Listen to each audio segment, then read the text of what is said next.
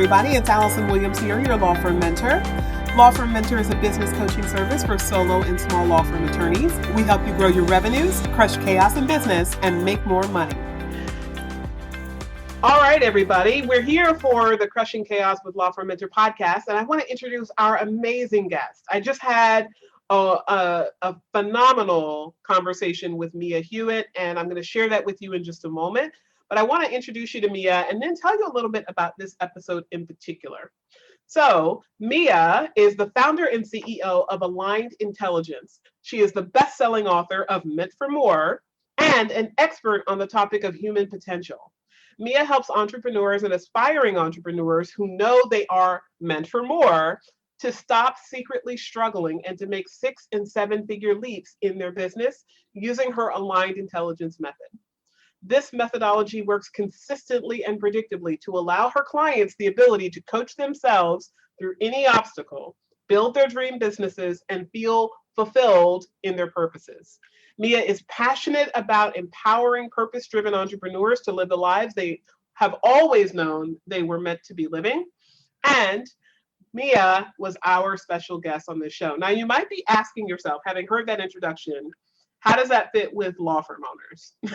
And what is there that I'm going to bring you from the perspective of this particular entrepreneur that is going to be a benefit to you as a law firm owner? So this is what I would say. I was actually, when I received a communication introducing me to Mia, and ultimately we connected to have her on the show, I asked myself that question. I said, well, you know, she helps entrepreneurs. I help entrepreneurs, and so both of us could help lawyers. But like, why would I have this particular person on my show? And what I was drawn to about Mia is first, her book. Her book is fabulous, so definitely go out and get the book.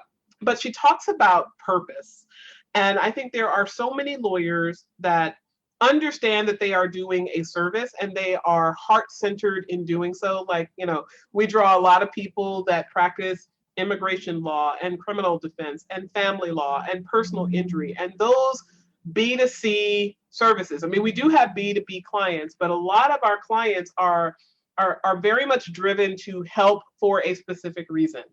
And they don't share that message with the world. They don't bring that out in their marketing. It's very much about cookie cutter copying and pasting what they have heard from other successful law firm owners.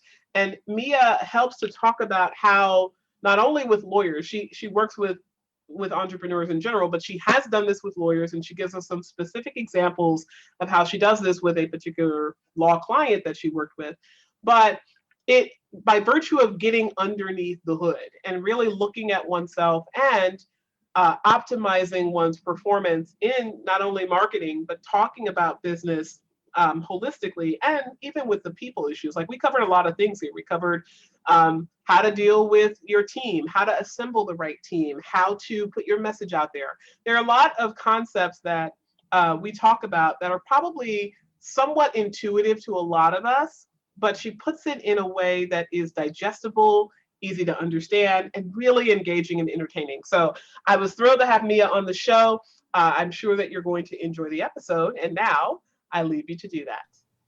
Mia Hewitt, thank you so much for joining us on the Crushing Chaos with Law Firm Mentor podcast. Thank you so much for having me. Thanks, Allison. Yes. So you are an entrepreneur of entrepreneurs, right? So you've been at this for a moment, and we have a lot of people that I am sure are chomping at the bit to find out what's in that brilliant brain of yours that you could actually tough it out for as long as you have. So we're going to dive right into talking about some of those deep, unspoken about areas of entrepreneurship that I think you have really mastered at a very high level. So I'm really excited to talk to you about this. Yay. I'm excited to be here. We're going to have fun. Yes.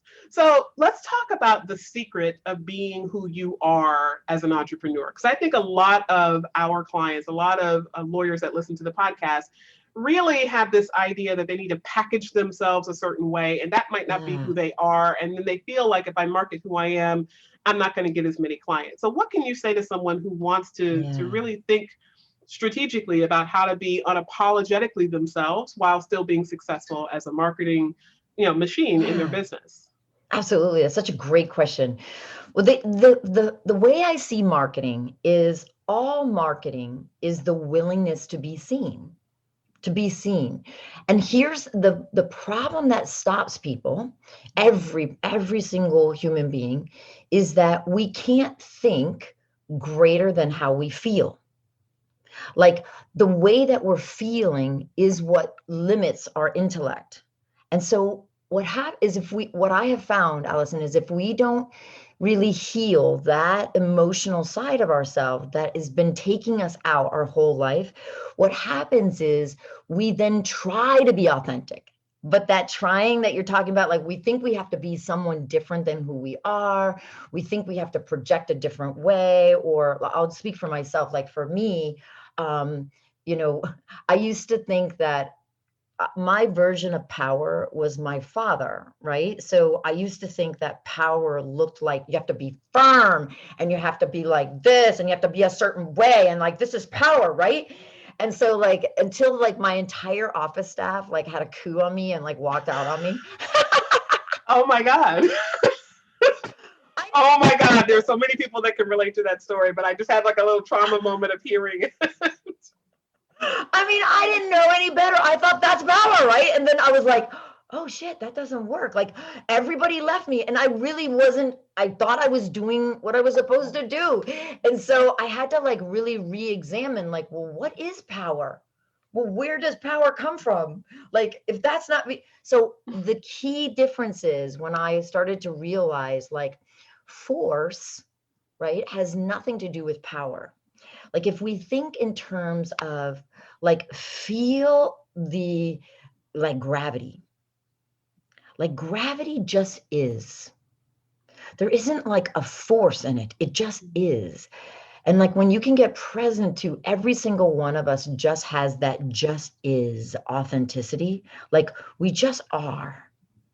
And like with being truly unapologetic, we don't need to apologize for any of it, but there's that certainty and that come from place of knowing who we are and not using force, but really more about using allowing.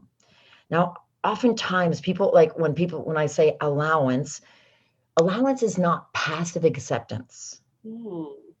But it's more about recognizing that there's like a higher source, a higher power, a greater love that knows you better than you know yourself and is present, right? Moment by moment. So allowance does not mean, though, to tolerate. Allowance is not passive or inactive, but rather actively choosing. This is how I describe allowance or the feeling place of it, but actively choosing to flow with life by looking at all events as neutral, from innocence, curiosity, rather than obstacles or stopping points. Wow. So that's absolutely brilliant, Mia. And you know, when you talk about the idea of neutrality, I think that resonates with a lot of people because I've heard so many people say, I can't just think positive thoughts when my entire staff walks out. Yes. Or when I don't have enough money in the bank. Or, Yes. you know, when I get sued by somebody. I can't think positive thoughts my way out of what I'm dealing with. And you're not suggesting that. You're suggesting to go to a place of neutrality to see things as they are without a judgment associated with it. That's right, because the greatest tool any of us could ever learn is the tool of how to pull back from outside of ourselves, look down on a bird's eye view, right? Like to really come out of our identity of like what it is we think we are, look down on it.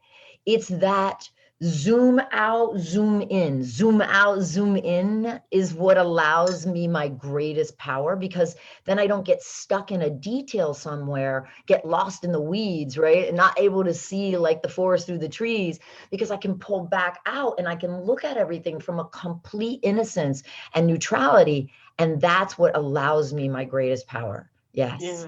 Well, and I think that neutrality principle can really help people that struggle with the idea of being seen, because there's this tricky little strain that runs through lawyers in particular. But I really think it runs through everyone. But you know, the audience that I serve is lawyers, and what I hear from them, what I see from them, is this idea that I have to be everything. I have to be Yes. perfect. I have to know everything. I have to have all of the answers. I have to Yes. present in a certain way.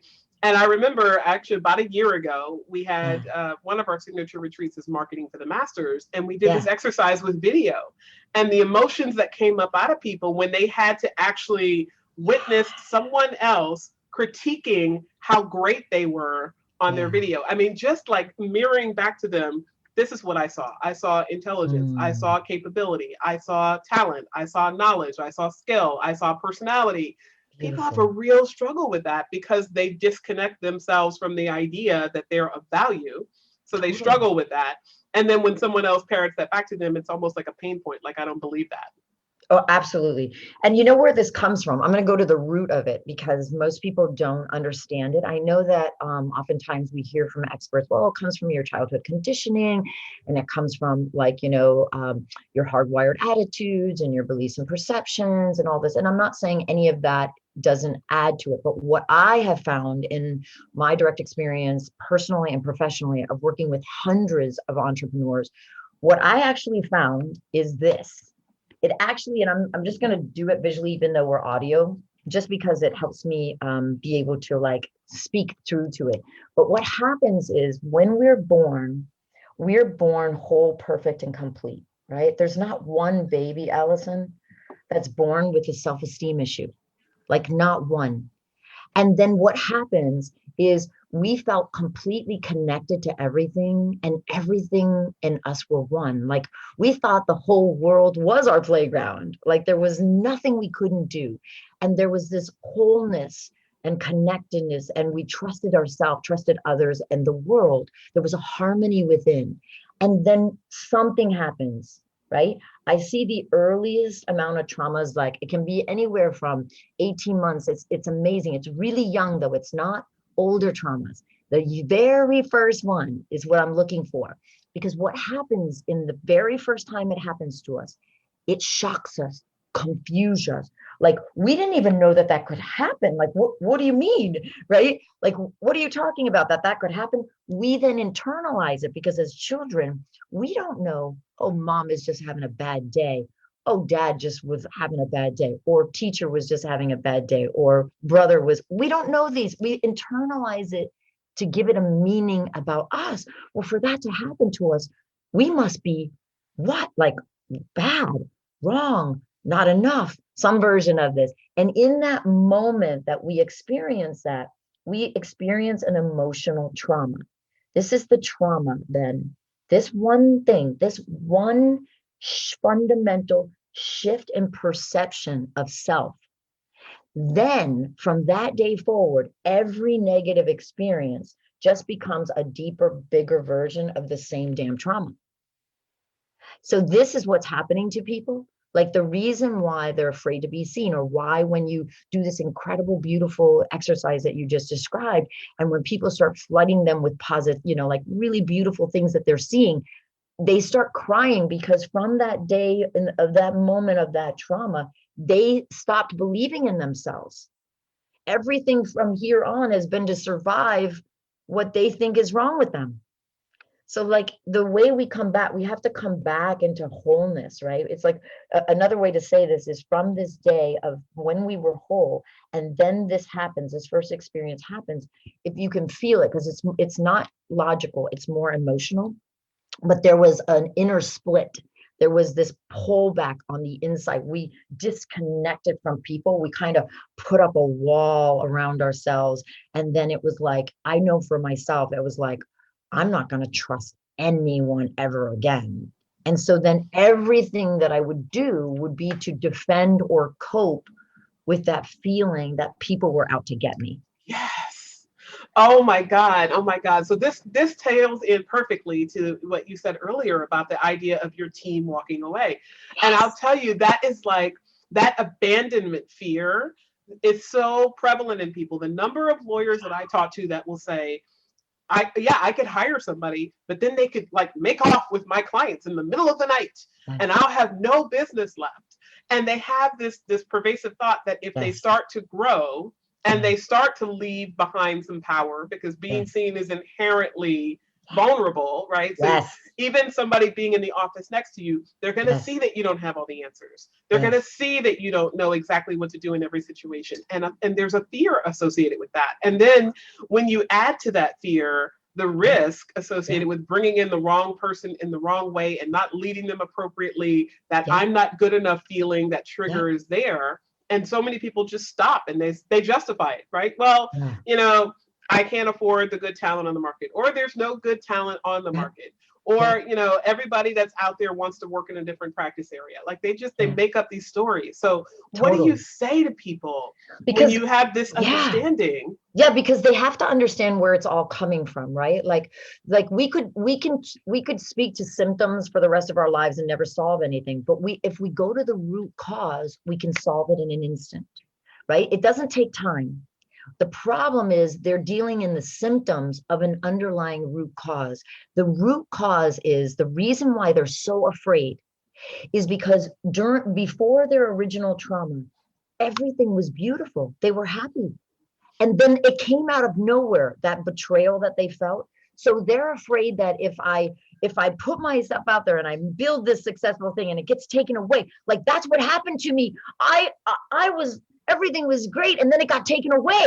I'm not going to go do that again. Like this is all coming from emotional, not logical. That's why I say to people all the time, you can't think greater than how you feel, because you're literally you're the emotions take over, and then this isn't anything that you're saying isn't logical, because here's if it was strictly logical, we would say this, right? We would say, like I used to say to people all the time, people would say to me, in my brick and mortar business, because now I've built 2 multi-million-dollar companies, but in the very first business, it was a brick and mortar business. And we were known for, we created the most entrepreneurs out of that company. The most people that came to work for us became entrepreneurs. And people used to say to me in my industry, they would be like, why do you do that? Like, you train people to be these amazing, and then they're going to leave you. I said, what's really hear what you're saying? What's the opposite? I hire someone who isn't self-motivated, who isn't self-driven, and they bring my entire company down. Like, do I want to use the best talent for the 3 years that I know they're going to give me, and they're going to take this to a whole new level I can't even see because they're wanting to learn it for themselves to build their own company? Or do I want somebody that I'm going to have to constantly pull and push and beg and plead? No, thank you. I'll take the 3 years. Yes. I'll take the 3 years, because the return on investment for me in 3 years far exceeds, right? That's logical. Yeah. Right? You see the difference, logical versus emotional? Yeah, but you get to use both of them, Yes, right? yes. And here's the thing, I tell lawyers this all the time, you have to do that. You Yes. absolutely have to do that, because now on average, once every 4 years, a lawyer is going to leave a law firm. Okay. Totally. Once every 3 years, a paralegal is going to leave a law firm. So no matter how good you are, how great you are, how brilliant the structure that you create, no matter how much risk aversion strategies we bake into your business, That's right. you're going to have people leave. And I would much rather have exceptional people at exceptional value that builds my brand and draws more people to me and gets me more clients, because yes, Amen. the clients are drawn to the lawyer, but they're also served by your law firm, right? That's a marketable asset when you have a high quality team member. I love it. I love it. Yes. And so all fear is a form of attachment. So all what that person is really saying at the core is, I'm attached to whether or not, I want to control every outcome. And I have an attachment to need to know how to control that, or I can't be free. Mm-hmm. Really? Where are you ever free in that attachment? Like feel what we're really saying. All fear is a form of attachment. When you have no attachment, there is no fear. I don't have fear of people leaving me.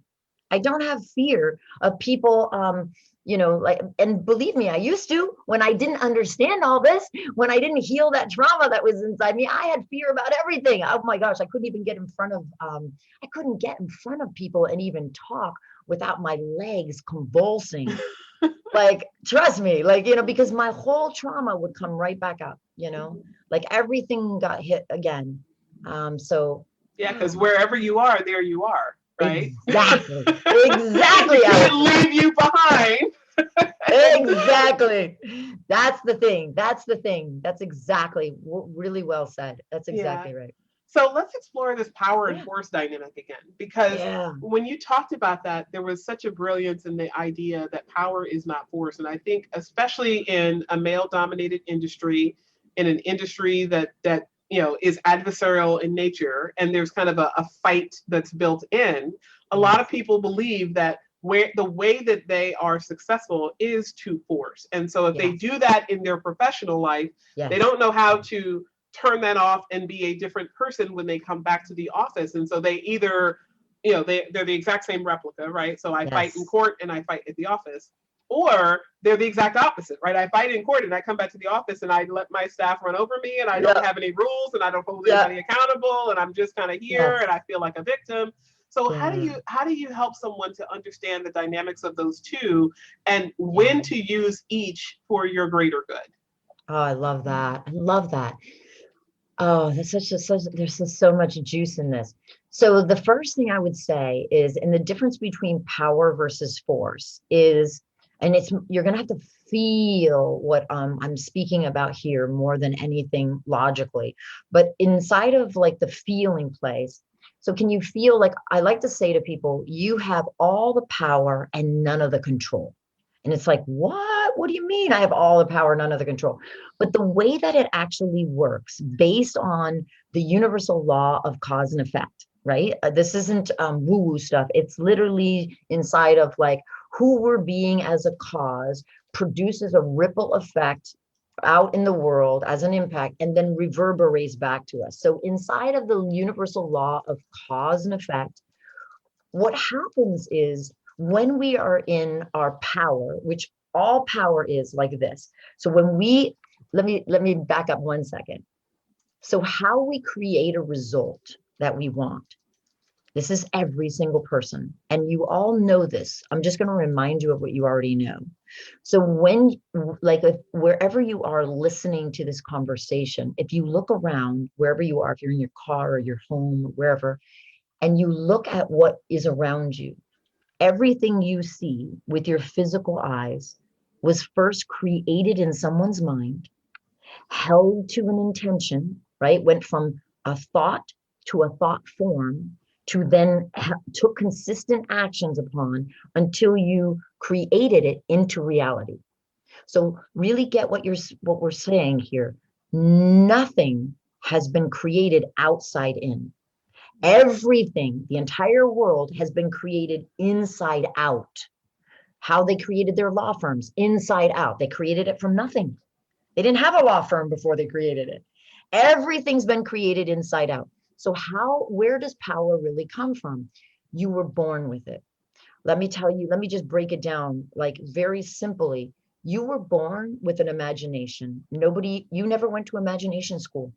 Nobody gave you like, well, let me teach you imagination. You were born with that gift.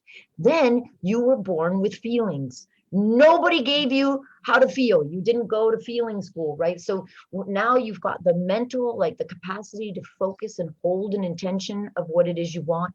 Now you have your feelings, which are the guidance that tells you in every moment whether the thought you are thinking is either in alignment with what you want or out of alignment from what you want. And then you have the ability to take action. So when you apply the focus, the intentional focus, the feeling place of what it is that you want and hold that, and then you take action consistently in alignment, this is your greatest power. You create all of your results from that flow of momentum because you're using and allowing the power of the universal law of cause and effect to deliver on to you your intended end result. You say X and X happens, right?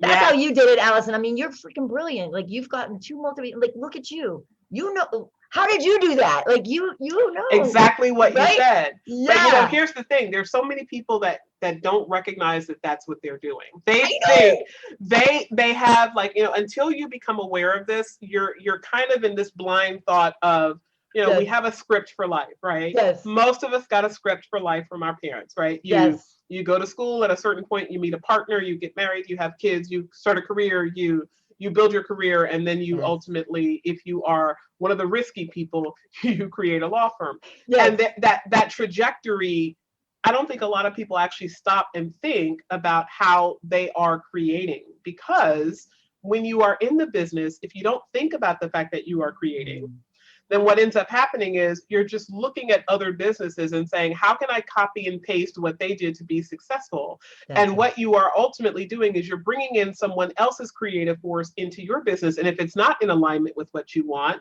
the result doesn't happen the same way. And so there's a whole lot of people that think, let me just download the next free widget and I'll go back to my office and I'll plug and play and I'll create something. But they Yeah. don't recognize that they either can't create that way because that's not how they Yes. are ultimately designed to create. Or if Yes. they do create, the results aren't going to be the same because they're not applying all of that same leading up to all of that cause, right? You are at Totally. cause. Totally. I had a woman who came through. So, I had a lawyer who came through my program. We healed her trauma. She thought her trauma was just like, I want to say this because it's a brilliant story. She thought her trauma was, she was kidnapped when she was a kid, Oh, wow. and held from ransom. Yeah. And in her country. And before she came to the United States. And so she thought her trauma was the kidnapping. And although that's very traumatic, don't get me wrong, she thought she was going to die. They were going to kill her and so forth. That was very traumatic, but that wasn't actually her trauma. Her original trauma happened when she was like 2 years old, and she got really scared in the middle of the night, and she went into her parents' room because she was scared, and she was told to leave. And it was so traumatic for her that she thought, oh my gosh, like I'm really scared. Like I'm supposed to, like, you're supposed to take care of me. I'm really scared. And she felt completely abandoned, right? At 2, right? And so and then she felt, I'm all alone. I'm on my own. I have to figure this all out by myself. No one is going to help me. I've got to do everything myself, right?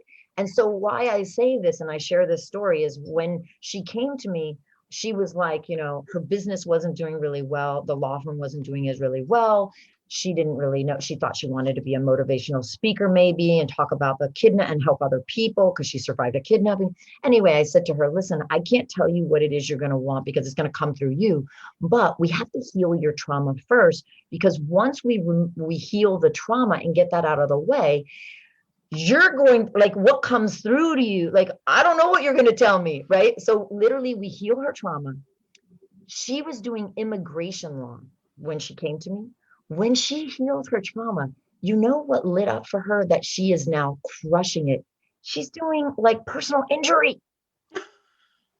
I'm like, what? Now I couldn't predict that. I'm not a psychic. I just know that it's like when you remove what's stopping you, when she no longer felt like she needed to protect herself and abandonment, she was doing immigration to try to look good and do good and be right. And like, well, that's what I should do, right? Because I'm a good person. She was like, once she was like, rip that off, she was like, hell no, I'm going after PI. Like, I'm making, and I was like, oh my gosh, isn't that incredible? So you can't ever know. Like, I feel that most people, like what you just said about how they go to school and then they get married and they do all the shoulds, but they're not fulfilled because like when you should on that, all of that stuff, you end up doing all these things you don't really want to do. It doesn't really motivate you. And here's the problem. You're going out there in the world and trying to be seen against people who are lit up about things they're passionate about. Right. And then you wonder why you're not getting the results, because you're not really passionate about what you do. And so if we literally can just find what it is inside of you, each individual, what lights you up, what motivates you, what makes you want to get out of bed, what has you shine light, what is it that? What is the gifts you already have? And then use that as your brand story, use that as your marketing, use that as, because she's used that now as the way she's, used that to drive traffic inside of her brand story, inside of like, she uses the whole, like the personal injury and kidnapping thing all together, but it's all for her. Does that make sense? It makes perfect sense. And Yeah. and it's so ironic that you're telling the story, because this idea of changing areas, right? For her, it was staying in the law. For some people, it's leaving the law altogether. But Yeah. it took someone reflecting that back to her Yeah. to see what was potential for her that she didn't see in herself. And I tell Totally. this to my clients all the time, that, Yeah. I don't have to be you to see you. No. And No. there's so much of what we do when we're helping to look at someone. And yes, it is about strategy and tactics. If you're building a business, there Yeah. are Sure. some very concrete things that you have to do, but Sure. you are at the center of it. And so what always has to happen is you have to optimize the person, but in order to do that, they have to be willing to peel away those layers. And that's usually where people stop, right? That's Because exactly right. they get so scared of, oh my Yeah. God, what's underneath here? I don't want to. And Yeah. they try to cookie cutter their way into like the next best version. They try to take that one I step know. instead of that quantum leap. I so agree. And like I know you see this in your business as well. And my heart goes out to everybody, because I'm really compassionate about this, because we, inside of our trauma, when we felt all alone, that's when we became a do-it-yourselfer.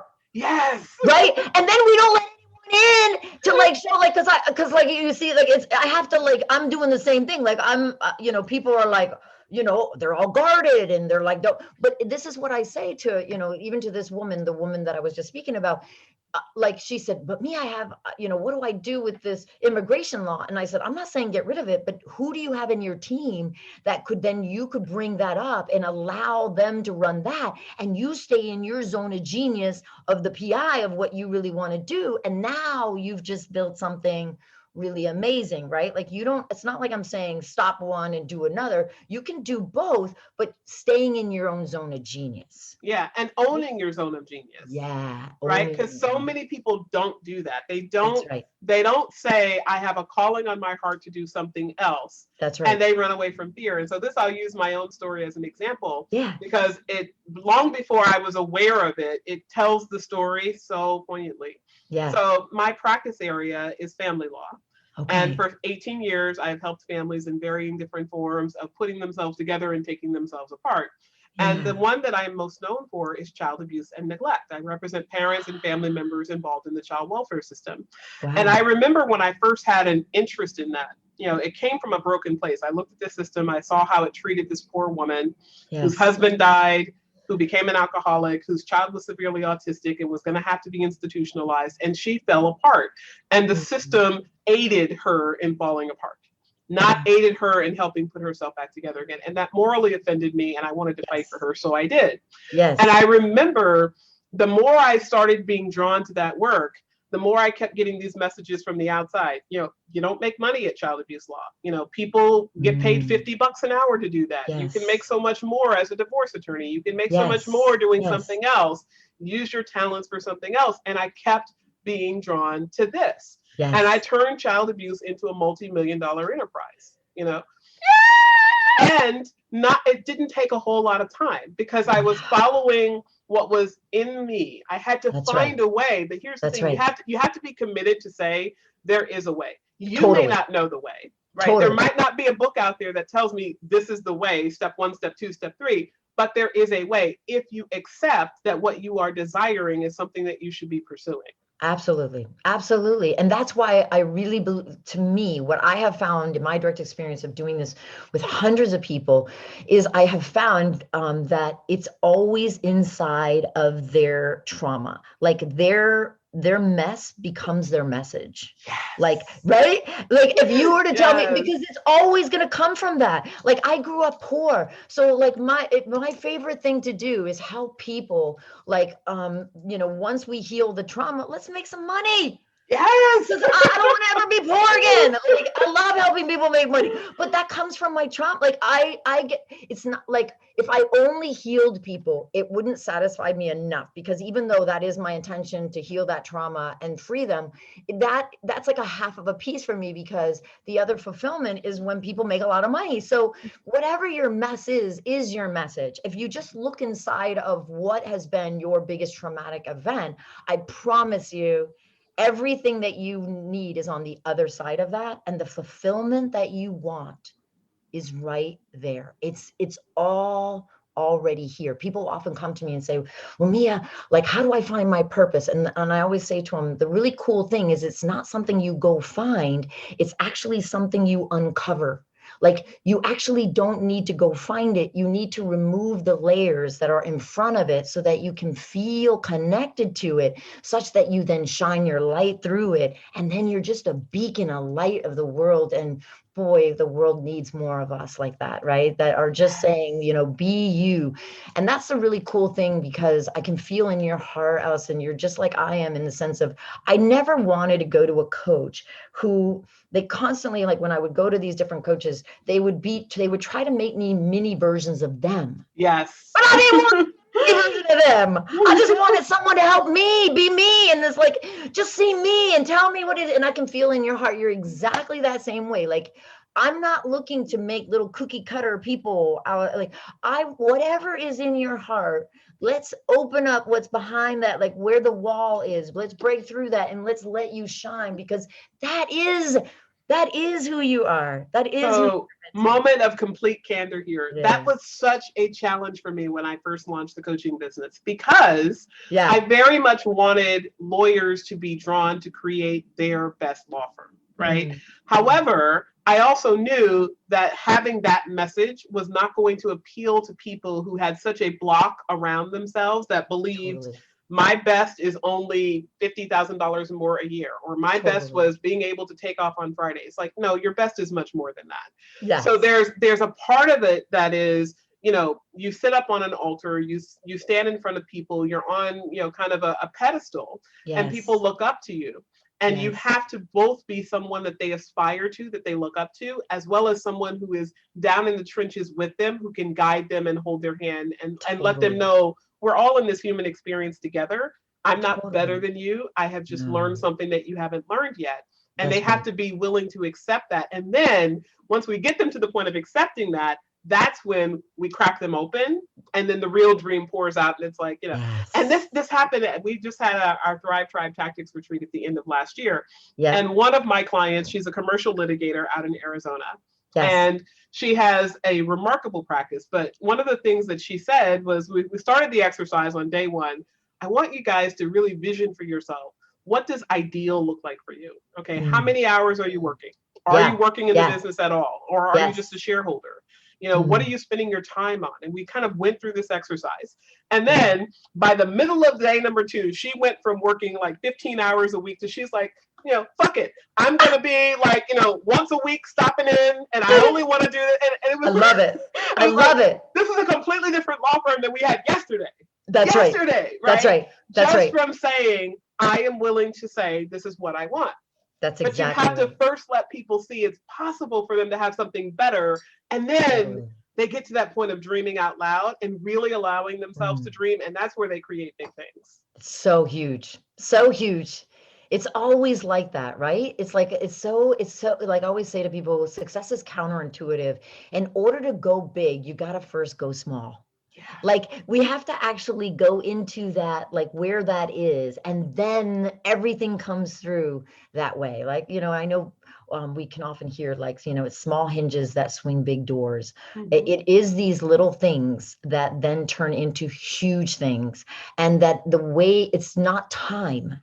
Like, the biggest thing, because I know everybody always uses, I don't have time. I don't have time to learn how to. No, it's not time. It's not time. I just feel that most people, because they are coming from that trauma and they're stuck inside of like being a do-it-yourselfer, I like to use the analogy of, like, I want you to consider that a heart surgeon would never try to do his own heart surgery.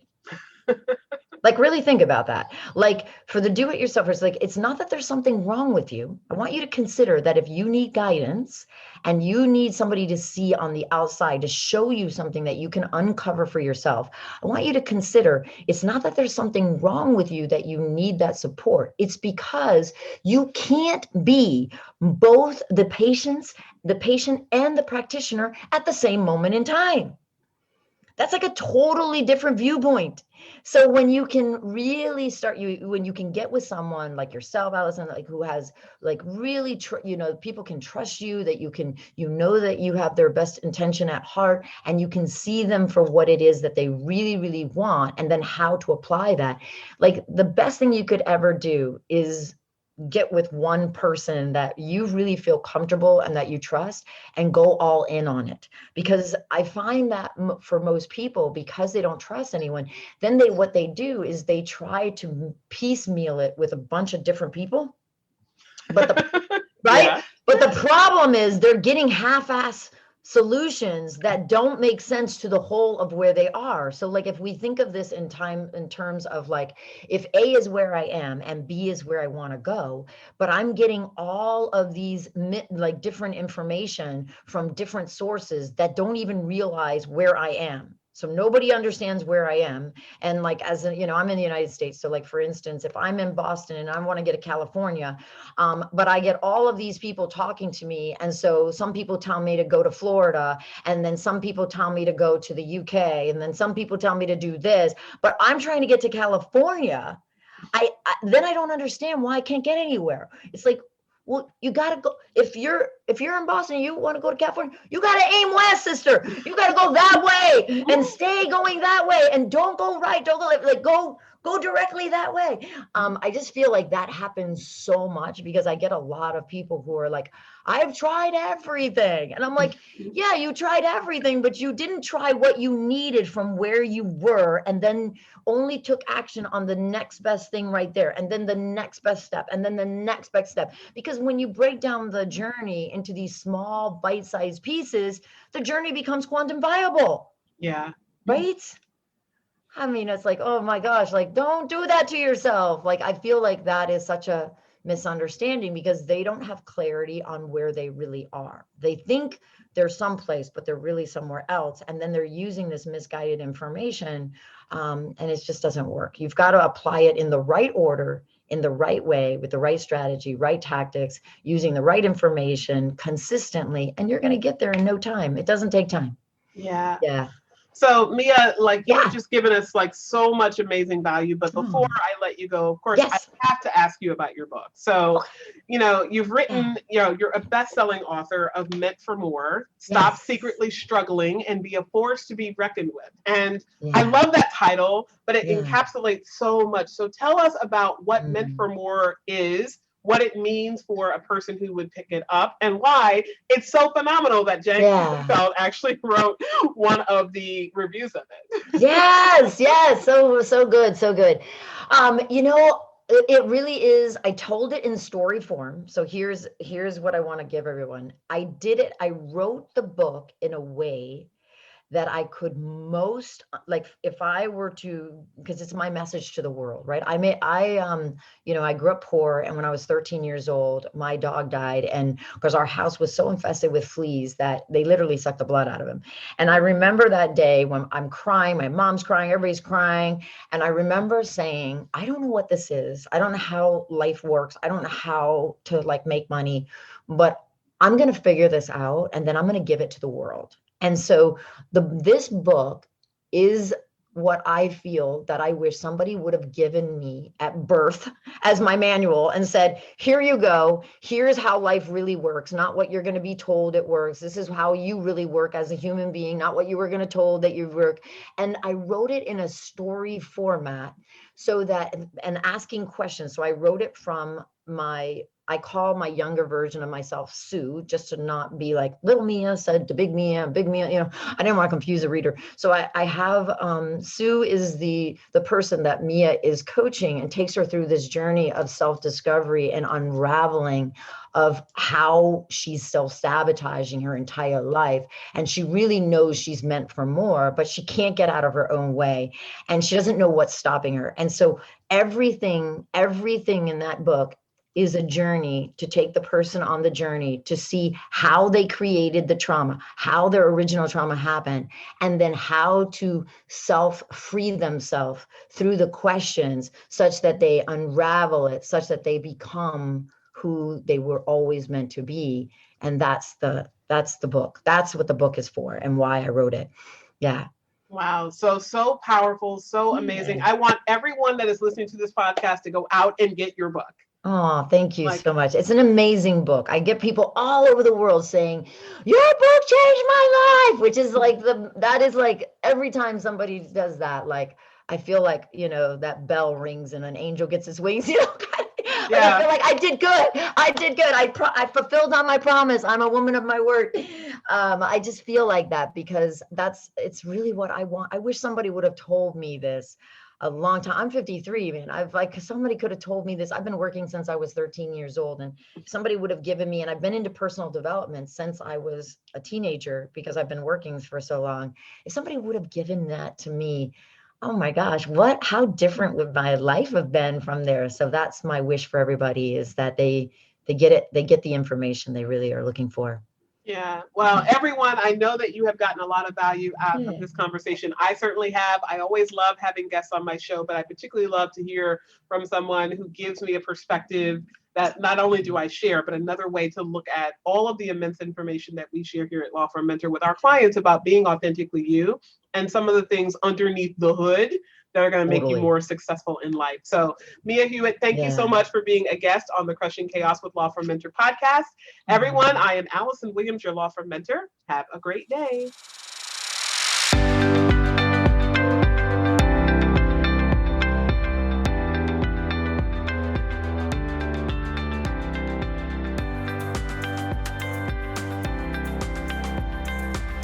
Thank you for tuning in to the Crushing Chaos with Law Firm Mentor podcast. To learn more about today's guest and take advantage of the resources mentioned, check out our show notes. And if you own a solo or small law firm and are looking for guidance, advice, or simply support on your journey to create a law firm that runs without you, join us in the Law Firm Mentor Movement free Facebook group. There, you can access our free trainings on improving collections in law firms, meeting billable hours, and join the movement of thousands of law firm owners across the country who want to crush chaos in their law firms and make more money. I'm Allison Williams, your Law Firm Mentor. Have a great day.